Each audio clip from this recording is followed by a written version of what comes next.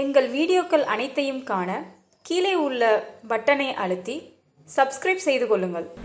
சிவபெருமானின் நெற்றுக்கண்ணிலிருந்து சரவண பொய்கை பொற்றாமைகளில் விழுந்த தீக்கதிர்கள் அழகான முகம் கொண்ட முருகப்பெருமானாக தோன்றியதால் இத்தலத்திற்கு கதிர்காமம் என்றும் முருகனுக்கு கதிர்காமன் என்ற பெயரும் ஏற்பட்டது என்று சொல்லப்படுகிறது.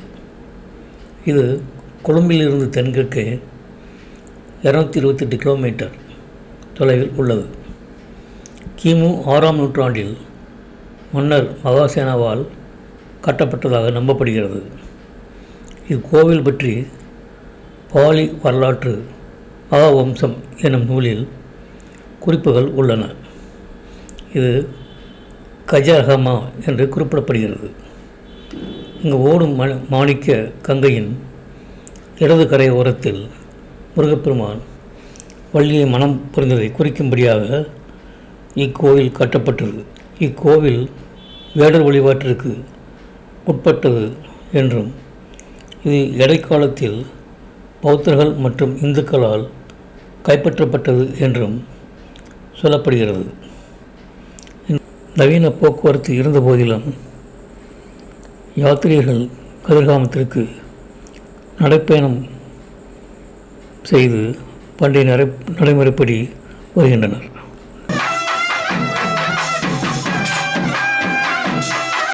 இந்த இடத்தில் இலங்கை முகமதியர்கள் மசூதி ஒன்று உள்ளது. அல்கிதிர் எனப்படும் ஒரு முஸ்லிம் துறவிக்கு மரியாதை செலுத்தும் விதமாக அந்த மசூதி உள்ளது. கதிர்காமம் முருகன் கோவில் கொடியேற்றம் இந்த மசூதியிலிருந்து ஏற்றப்படுகிறது.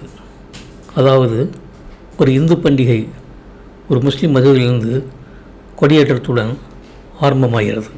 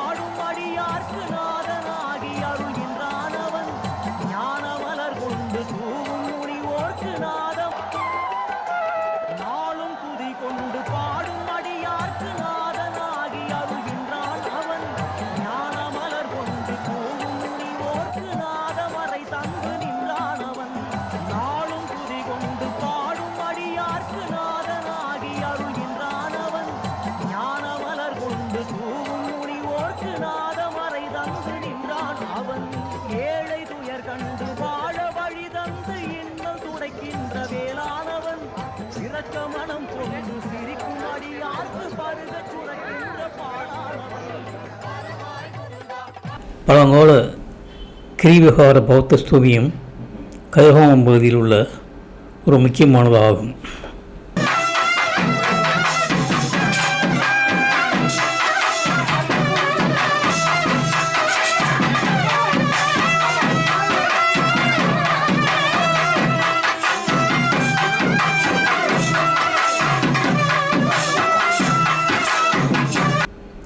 மூல அறைக்குள் பக்தர்கள் முருகப்பெருமானின் சிலை வடிவை காண முடியாது. திரையால் மூடி மறைக்கப்பட்டு உள்ளது. இவ்வறைக்கு சிறு கதவு உண்டு. பூசகர் மட்டும் பக்தி சிரத்தையுடன் உள்ளே சென்று வருவார்.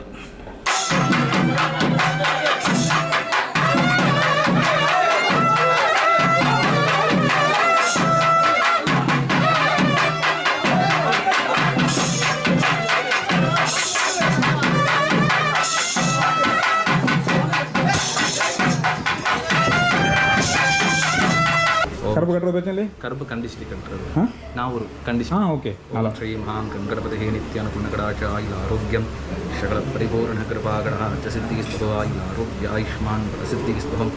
முருகன் கோயிலில் வந்து தமிழ் ஐயா மாதிரி இருக்காங்களா? தமிழில் பூஜை நடக்கல? தமிழ் அங்கே பூஜை நடக்காது. ஆங்கிலேயர்கள் வர்றதுக்கு முன்னாடி தமிழர்கள். ஓகே. ஆங்கிலேயர்கள் வர முன்னாடி தமிழர்கள். ஆங்கிலேயர்கள் வந்த பிறகு ராஜாவுடைய நடைமுறையும் இங்கிருந்து எல்லா நடைமுறையும் மாறிடுச்சு. அந்த ராஜாவோட நடைமுறை இருந்துச்சு. ஆங்கிலேயர்கள் வர முடியாது. அரசர்களுடைய ராஜ்யம் தான் இருந்துச்சு. அப்போ ஆங்கிலேயர்கள் வந்த பிறகு அந்த ராஜாவுடைய நடைமுறையெல்லாம் மாறின பிறகு அப்படியே எல்லாமே அவரோட எல்லா கலாச்சாரம் வந்துட்டு உள்ள எல்லாம் உள்ளுக்கு கலந்துருச்சு. அப்போ அதே நடைமுறை ஆயிடுச்சு. மொழி பிரச்சனை வந்துருச்சு.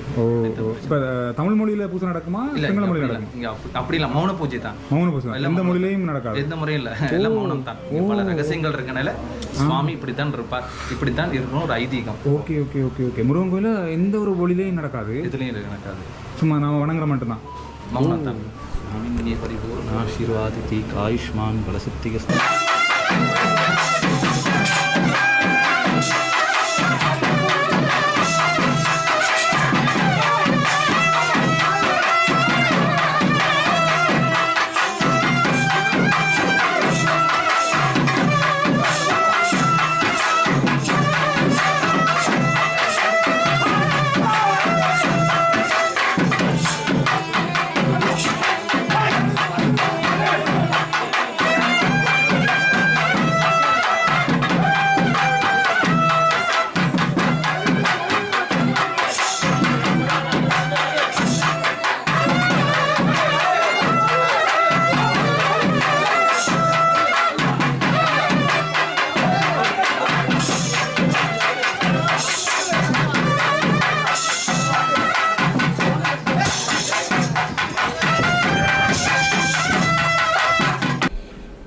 கதிர்காம வருடாந்திர பெருவிழாவின் போது தாமரத்திலோ தங்கக்கட்டிலோ எழுதப்பட்ட பரம ரகசியமான மந்திர சக்தி வாய்ந்த எந்திரத்தை கொண்ட வெண் துணியால் மூடிய பெட்டியை யானை சுமந்து ஊர்வலம் வரும்.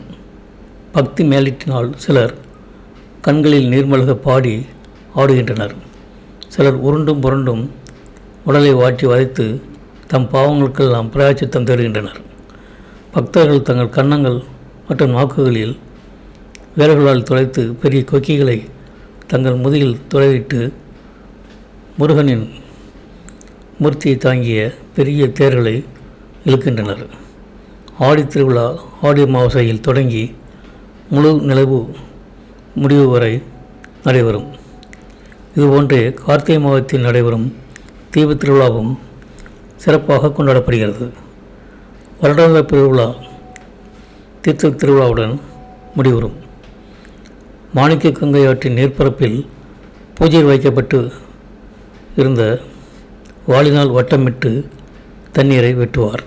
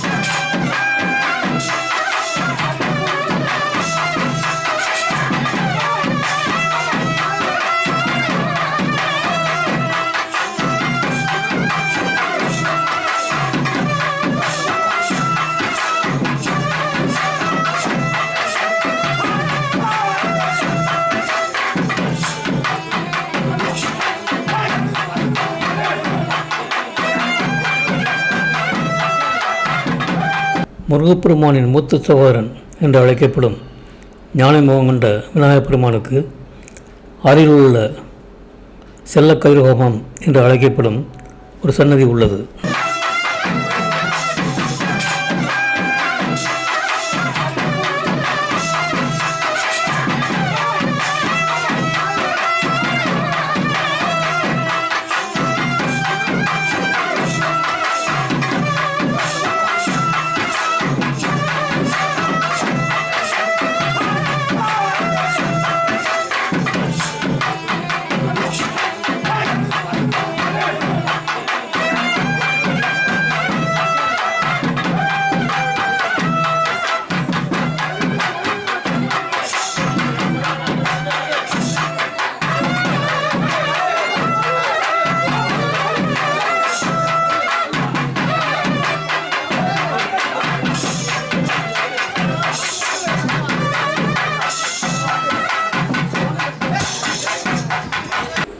அருணகிரிநாதர் கதிர்காமத்தினை வணங்கி வழிபட்டு 25க்கும் மேற்பட்ட திருப்புகழ் மாலைகளை பாடியுள்ளார்.